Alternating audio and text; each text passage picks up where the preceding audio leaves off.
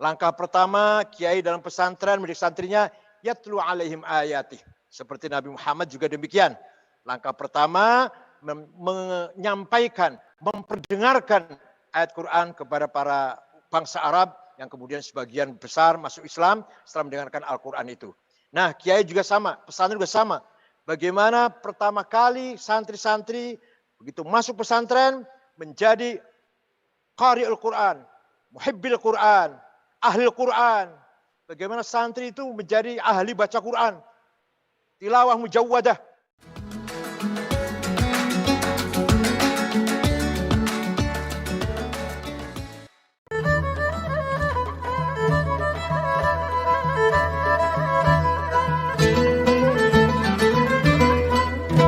Warahmatullahi wabarakatuh.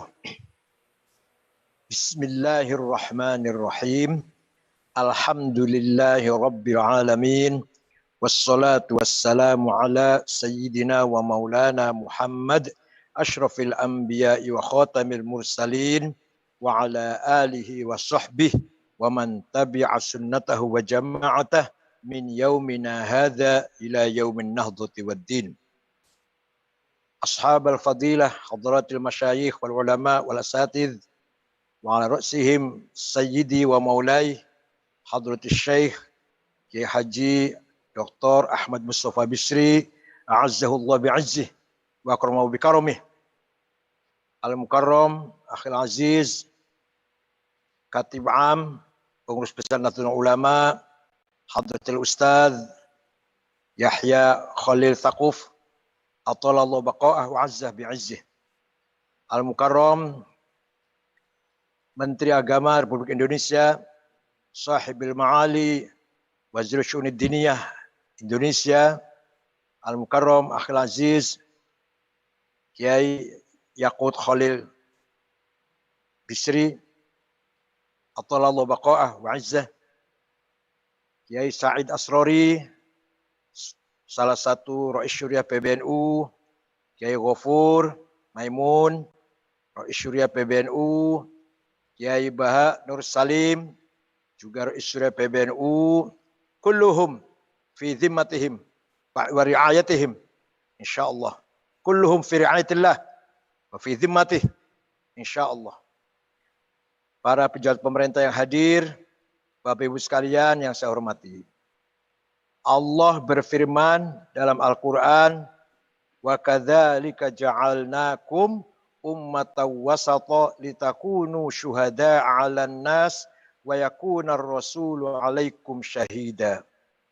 Saya jadikan kamu sekalian, Muhammad dan umatmu, sebagai umat yang modern, umat yang keren, umat yang berprestasi, umat yang bisa dibanggakan, bukan umat pinggiran, bukan umat yang rendah, tapi umat yang mulia. Satu-satunya istilah dalam Al-Quran adalah ummatan wasaton. Nyun pangapunten, mohon maaf, tidak ada di dalam Al-Quran terminologi ummatan Islamiyah. Betul nonton? Gak ada itu. Begitu pula ummatan Arabiyah. Gak ada itu. Umat Arab, umat Islam. Gak ada. Yang ada ummatan wasaton. Itu ada itu. Kenapa? Litakunu syuhada'al nas, agar kamu sekalian berperan dalam kehidupan di masyarakat ini. Peran apa itu? Syuhudan dinian, peran agama. Syuhudan hadarian thaqafian, peran peradaban kebudayaan. Syuhudan istimaiyan insanian, peran sosial dan kemanusiaan. Terakhir, syuhudan siasian, peran politik. Nah, di sini yang kita lihat kata kerja ja'ala, ja'alnakum, ja'ala. Itu artinya walaupun fa'ilnya itu Allah, tapi harus diperjuangkan. Beda dengan kholaqo. Kalau kholaqo, monopoli Allah, create Allah. Kholaqos samawati wal ardh, menciptakan langit dan bumi, itu Allah itu. Monopoli Allah. Tapi kalau dia walladzi ja'alakumul ardu dhalulan famshu fi manakibiha wa kulu min rizqih, bagaimana mengelola bumi, bagaimana menggarap bumi agar produktif, agar mempunyai hasil yang kita manfaatkan menggunakan kata ja'ala. Artinya kita harus kerja keras. Demikian pula agar kita betul-betul berperan menjadi ummatan wasaton, menggunakan kata ja'ala itu artinya harus kita perjuangkan. Pertama, syuhudan dinian. Peran agama. Di Indonesia ini alhamdulillah peran agama dipegang oleh para ulama, para kiai Nahdlatul Ulama, kiai-kiai pesantren, masyayikh, asatidz, nahdiyin yang megang peran agama, yang masih menjadi rujukan agama, yang masih menjadi marja' din, ulumiddin. Bayangkan kalau sudah misalkan rujukan agama itu bukan para ulama, orang yang hanya keluar pesantren kilat setengah bulan, apa jadinya fatwanya nanti? Orang hanya mengandalkan terjemahan, apa jadinya itu akibatnya itu? Alhamdulillah sampai sekarang kita masih menjadi marji', menjadi rujukan, menjadi literasi dari para masyarakat ketika mengatasi atau menjawab masalah-masalah agama. Ini sangat penting, harus kita pelihara, harus kita jaga, jangan sampai lepas. Inilah kekayaan kita. Kita punya kekayaan kapital sosial, social capital, tarawat ijtimaiyah. Kekayaan sosial masyarakat Islam masih bergantungan, masih bersandar pada ulama, pada kiai, terutama kiai pesantren dalam hal masalah agama. Sangat-sangat danger, very very danger, sangat-sangat khawatir kalau ini lepas dari tangan kita. Ulama itu harus paham betul-betul tafaqquh fid din wa ta'ammuq fih. Memahami ayat-ayat Al-Quran. Berapa macam ayat Quran? Ada mutlaqah, ada muqayyadah, ada muhkamah, ada mutasyabihah, ada ammah, ada khassah, ada nasikhah, ada mansukhah. Ini diantara harus paham itu. Belum dari sisi yang lain, ini dari sisi dilalatul ma'ani mawon. Nanti harus paham hadis, ada mutawatir, ada masyhur, ada aziz, ada ahad. Dilihat dari konten, dilihat dari sanad riwayat, ada sahih, ada hasan, ada dhaifnya macam-macam. Kalau tidak paham ini, jangan merasa dirinya ulama. Jangan sampai orang yang mengaku ulama sama sekali tidak paham hal ini. Begitu pula fikih, usul fiqh, ijma', qiyas dan seterusnya. Begitu pula ilmu mantik, jenis, fasal, nau', khassa, had, rasam. Demikian pula ilmu balaghah, ma'ani, bayan, badi', ilmu nahwu, ilmu sharaf, ilmu kalam, ilmu apalagi, syukur-syukur tarikhul Islam, sejarah Islam. Kalau ini sudah dikuasai, layaklah orang itu mendapat predikat ulama. Bisa berperan dalam masalah agama. Kalau tidak, maka hancurlah, rusaklah mafahim diniyah di tengah-tengah masyarakat kita ini. Misalkan contoh, ada orang berceramah, ada orang dakwah atau khotib dalam Jumat, yang disajikan hanya hudud, yang disampaikan hanya masalah-masalah jinayah. So, pembunuh harus dibunuh lagi, pencuri harus potong tangan, yang zina harus dirajam, minum arak 40, disambung 40. Nah, ini jangan dikira para kiai nggak ngerti. Para kiai pesan ngerti. Saya juga tahu kok. Di Fathul Mu'in ada, di Fathul Qorib juga ada. Tapi mengapa tidak kita sampaikan? Tidak selalu kita sampaikan. Tidak selalu kita dakwahkan hal itu. Tidak selalu kita sampaikan kepada publik. Kenapa? Karena kita mendahulukan husnul muasyarah. Kita memprioritaskan husnul muamalah, yaitu al-akhlaqul karimah.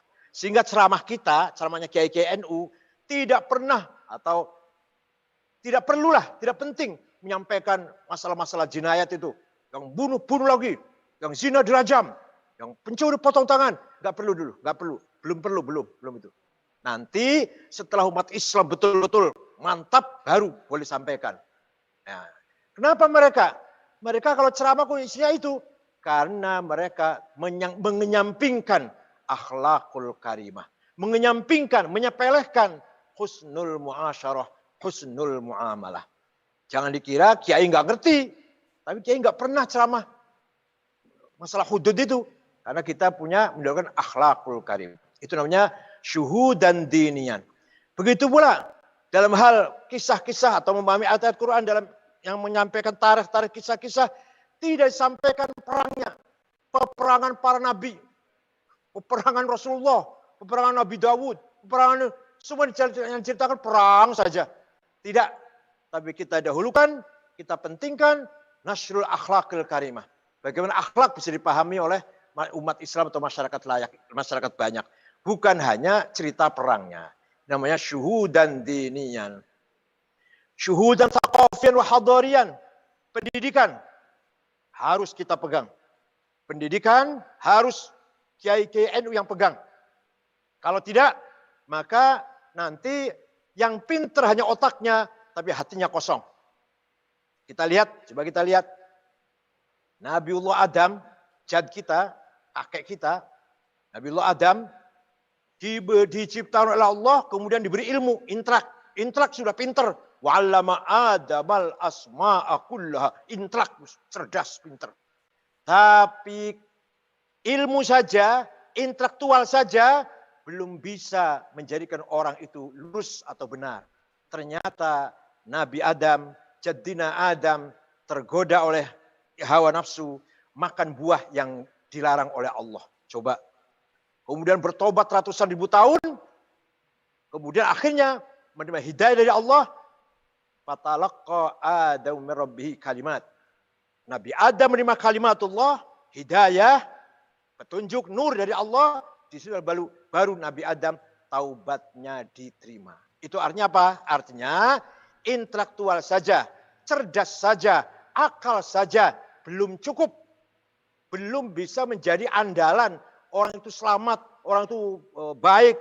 Tapi harus ada backup hidayah, backup qalb, mauqiful qulub, mauqif hati kita semuanya. Yaitu yang namanya akhlakul karimah atau kekayaan mental, kekayaan moral yang harus kita banggakan di samping ilmu pengetahuan. Nah ini adanya di pesantren. Adanya di pesantren. Maka di pesantren diajarkan akhlak di samping ilmu pengetahuan. Bukan hanya ilmu, tapi akhlak. Dan diberi qudwah oleh ulama, oleh kiainya, oleh pemangkunya. Diberi contoh yang konkret dari kiainya. 24 jam kiainya memberi contoh kepada santrinya. Ini luar biasa. Silakan yang lain berhiruk pikuk dengan mungkarat, dengan fujur, narkoba.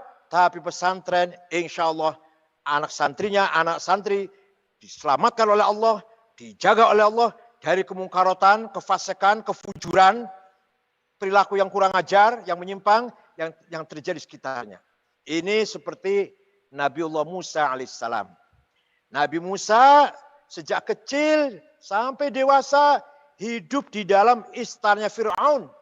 Dengan segala hiruk pikuk, kufur, fusuk, fujur, musyrik, kesyirikan. Di dalam istana Fir'aun itu isinya kekafiran, kemusyrikan, maksiat, mungkarat, mabok-mabokan, luar biasa. Nabi Musa hidup di tengah-tengah keluarga yang seperti itu. Berkembang sejak bayi sampai dewasa di tengah-tengah keluarga seperti itu. Tapi Nabi Musa tidak tertular, tidak terkontaminasi dengan keadaan keluarga yang seperti itu. Kenapa? Karena Nabi Musa dididik, ditarbiyah oleh seorang mukminah, abidah, salihah, Sayyidah Asiyah.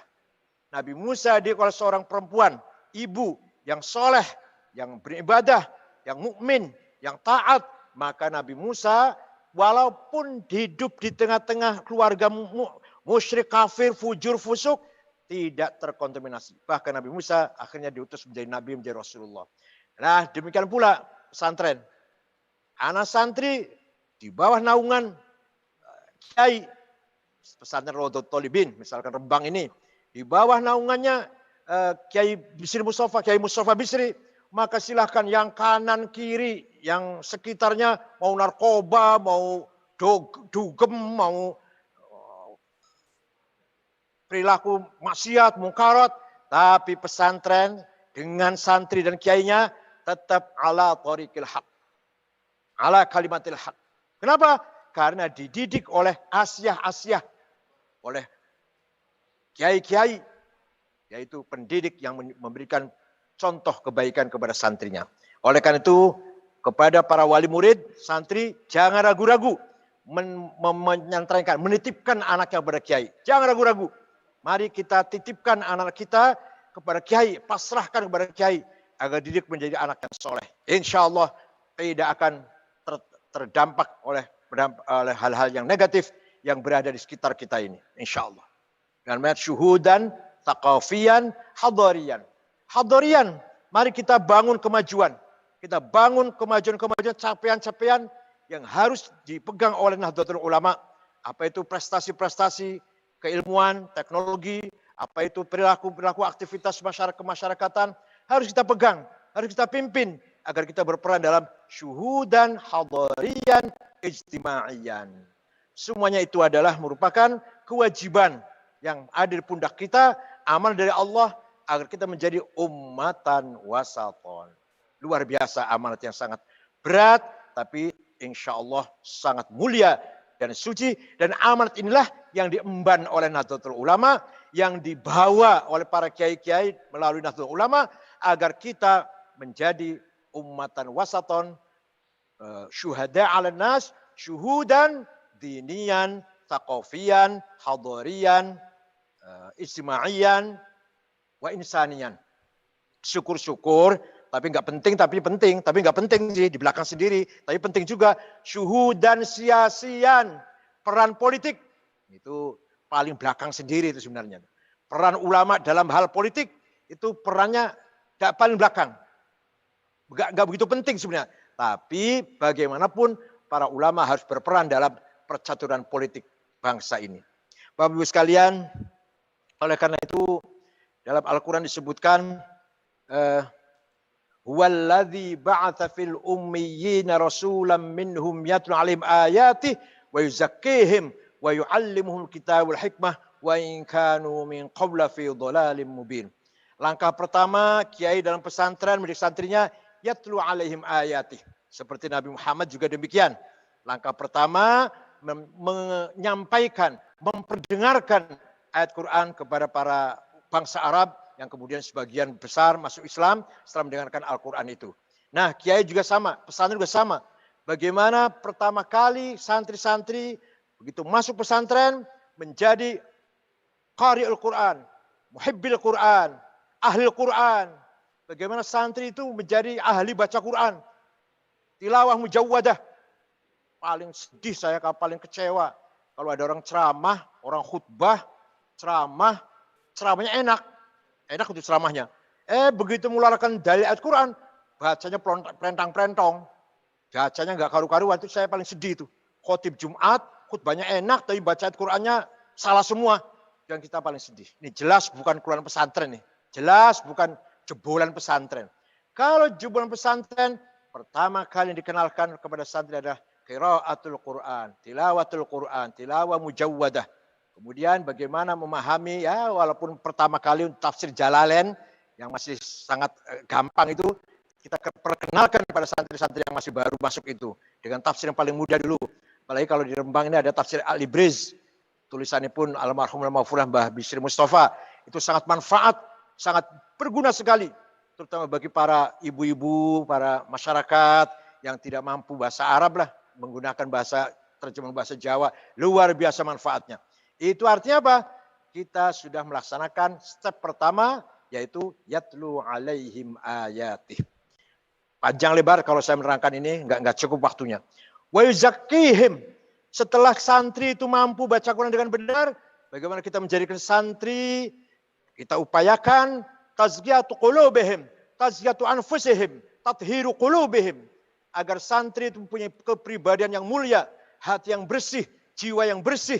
Itu namanya tazkiyah wa yuzakkihim. Sebelum mendapat ilmu pengetahuan, sebelum mendapatkan skill, santri digembleng agar punya kepribadian yang besar, yang mulia, yang terpuji. Kita semua punya hawa nafsu. Kalau gak ghadabiyah, syahwatiyah.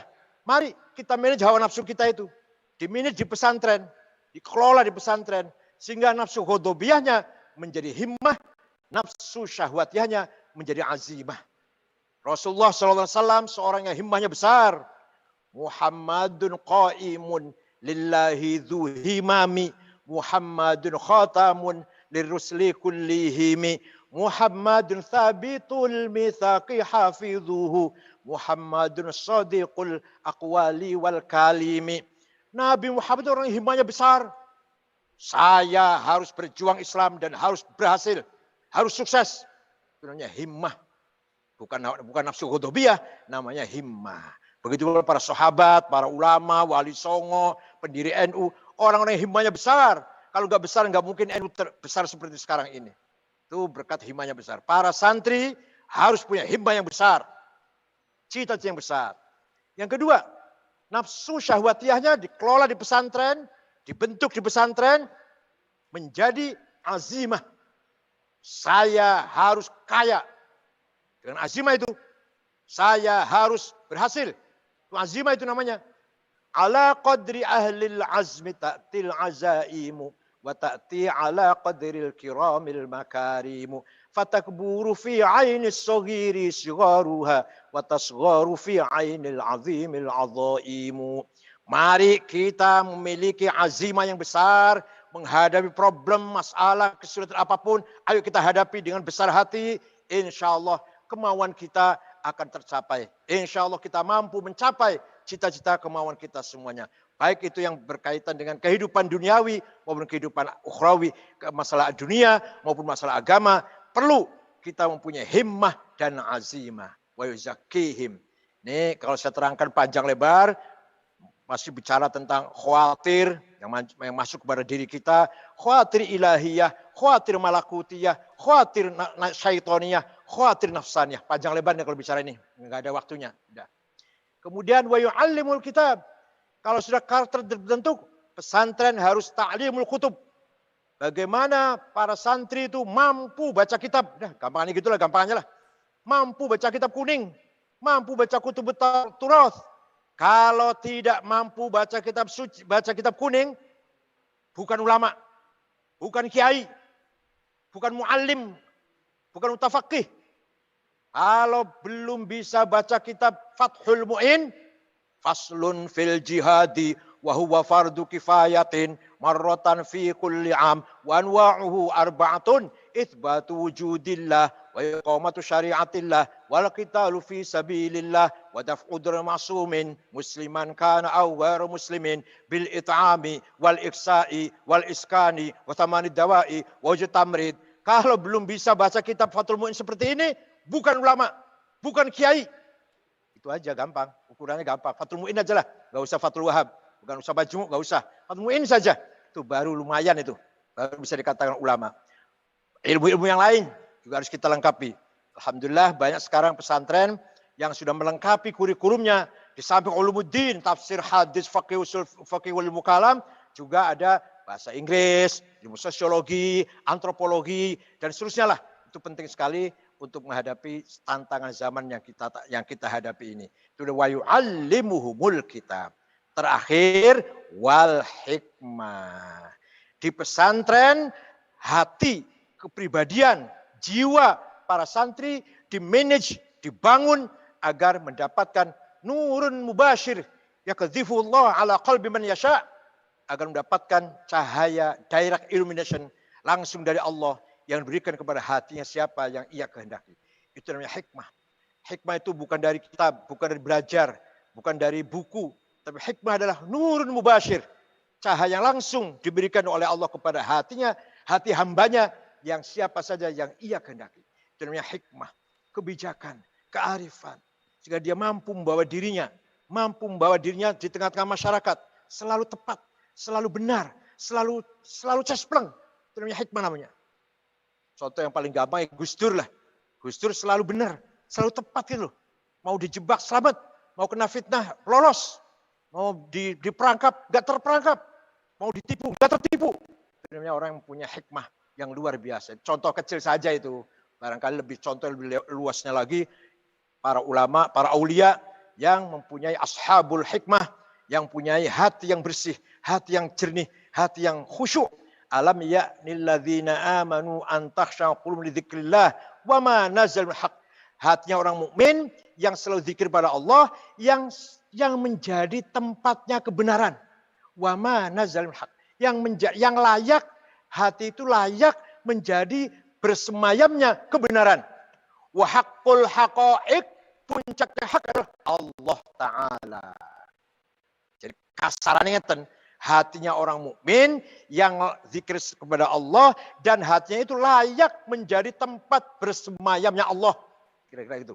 Ini terjemahan kasar loh, jangan diartikan secara terlek. Bagaimana kita mempunyai hati atau santri, kiai di pesantren membentuk santrinya itu mempunyai hati yang khusyuk, yang selalu zikir pada Allah. Bukan berarti harus selalu zikir terus, enggak. Hatinya ingat pada Allah. Zikir qalbi, zikir khafi. Kemudian hati itu layak menjadi tempat bersemayamnya Allah. Tempat bersemayamnya kebenaran dan puncaknya kebenaran adalah Allah Dzatuh. Itulah hati yang punya hikmah. Mudah-mudahan dengan haul ini saya menyampaikan silaturahim saya. Mohon maaf yang sebesar-besarnya kepada Kiai Haji Dr. Ahmad Mustafa Bisri. Sedaya kelepatan nyuwun pangapunten. Insyaallah kalau di lain kesempatan saya sowan secara fisik ke sini, ini pun dalam waktu yang sangat padat ini saya sempatkan melalui Zoom. Saya punya azam insyaallah akan sowan ke hadapan Kiai Haji Mustafa Bisri.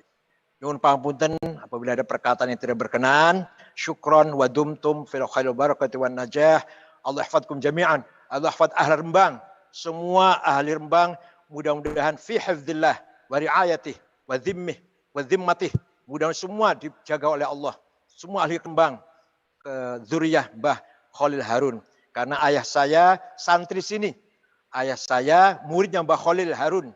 Ayah saya. Jadi saya sebagai anaknya harus hormat, harus selalu silaturahim, harus selalu berhubungan, tabaruk dengan zuriyah Mbah Khalil Harun. Mudah-mudahan kita mendapat ilmu yang manfaat fid dunya wal akhirah. Syukran wa dumtum fil khair barakati wan najah. Wallahul muwaffiq ila aqwamit thoriq. Wassalamualaikum warahmatullahi wabarakatuh.